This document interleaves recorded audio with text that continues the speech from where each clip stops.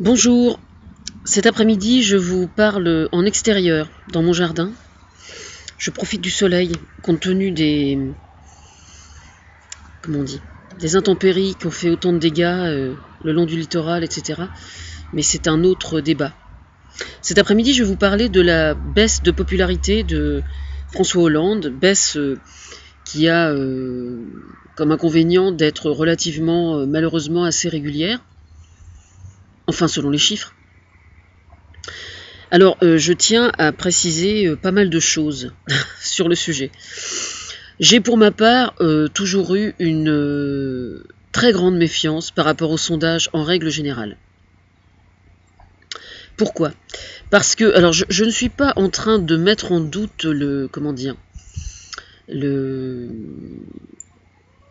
l'honnêteté des journaux qui l'ont commandé, etc., etc.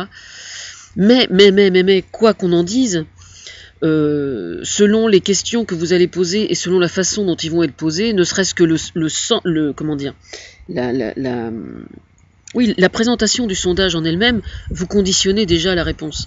Donc déjà ça, moi je suis pas fan, quoi. Voilà. Donc rien que pour ça, c'est pas trop mon truc. Bon, ensuite, le fait d'être en baisse dans les sondages, pour moi, n'est pas... je suis désolée pour les voitures qui passent, mais bon, c'est comme ça. Le fait de ne pas avoir un pourcentage de Français satisfaits, etc., etc., pour moi, c'est pas un critère, parce que je considère que gérer un pays, c'est prévoir. Gérer, c'est prévoir, par définition.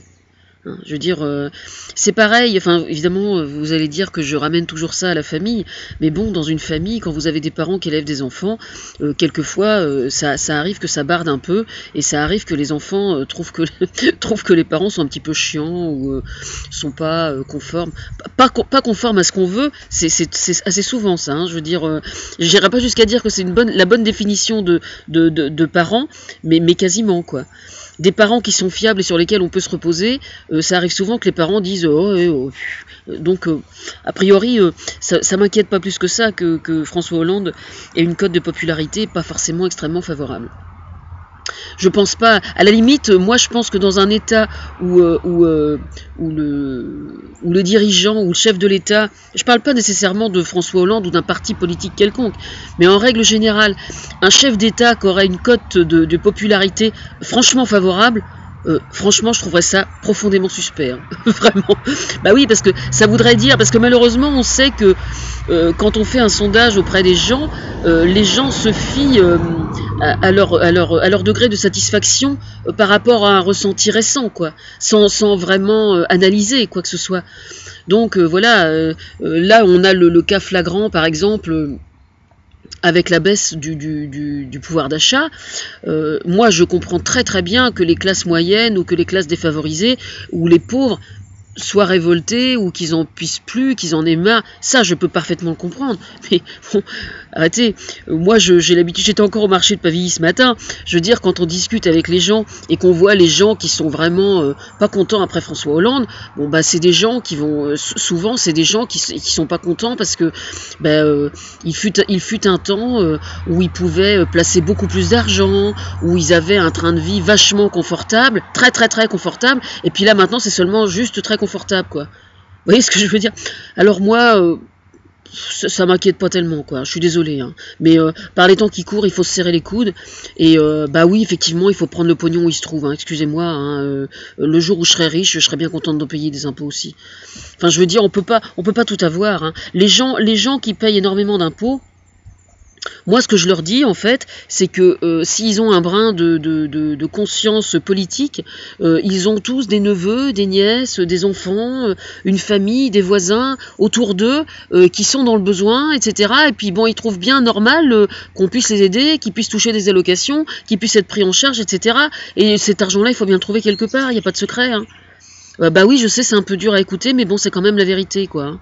Je veux dire, c'est comme ça. Alors évidemment, l'État-providence, on peut toujours tout attendre de l'État, mais c'est pas une solution non plus, hein. Faut apprendre à se prendre par la main aussi, hein. Enfin voilà, donc tout ça pour dire que moi personnellement, la cote du président de la République, très franchement, ça m'inquiète, mais pas, ça m'inquiète pas, quoi.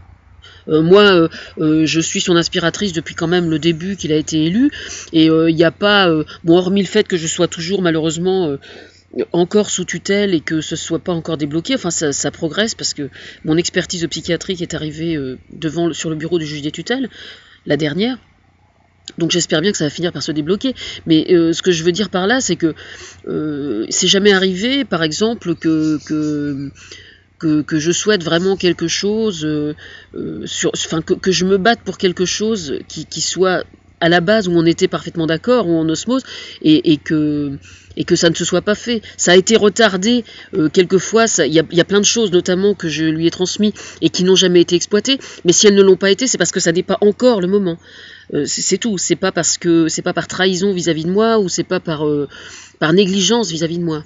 Voilà. Puis bon, pour en revenir au sondage, attendez, il faut être honnête aussi. Ces derniers jours, le Parisien a fait faire un sondage au sujet de DSK. Je ne sais pas si vous avez vu, qui est-ce que vous verriez bien comme ministre et tout ça. Là. Alors, il paraît qu'il y a des Français qui voient bien DSK. Alors, je ne veux même pas chercher à savoir comment a été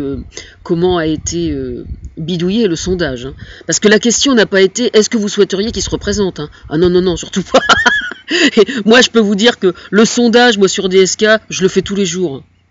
Alors, arrêtez vos conneries. Hein. De toute façon, il n'y a qu'à voir la photo de DSK qui est complètement hilar. Je veux dire, il est complice lui-même du truc. Arrêtez. C'est un peu téléphoné quand même. Hein.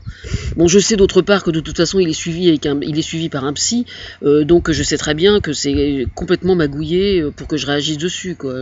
Alors, bah non, ça me met même pas en colère. Parce que franchement... c'est complètement débile. Je veux dire, moi, je sais très bien, effectivement, oui, c'est vrai que DSK a des compétences absolument indéniables sur le plan économique. Je suis d'accord.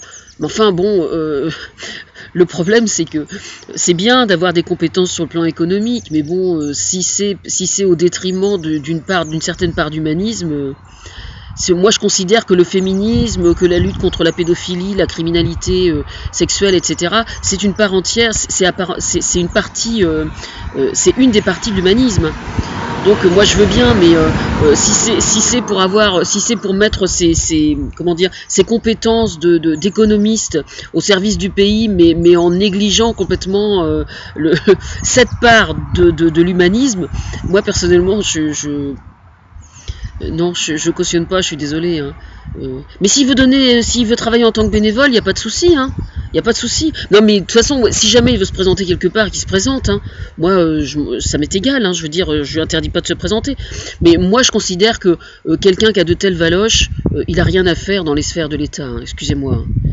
C'est pas de la haine que j'ai vis-à-vis de lui. Hein. Mais par la symbolique de son histoire, je pense que c'est quand même très fort. Le fait qu'il n'ait plus accès aux sphères du gouvernement, pour ma part, c'est quelque chose au niveau symbolique d'extrêmement important. Voilà. Si jamais je le croise, je serai la première à lui serrer la main et à discuter avec lui. Je lui demanderai comment se passe sa thérapie, ce qu'il ressent quand il se sent là tout seul dans une pièce devant une nana, vous voyez, ce genre de choses. Ah oui, il n'y a aucun souci. Hein. J'assure un max là-dessus. Hein. Je vous explique pas. Hein. J'irai pas jusqu'à lui demander où est-ce qu'il en est sexuellement. Hein. Mais on ne sait jamais.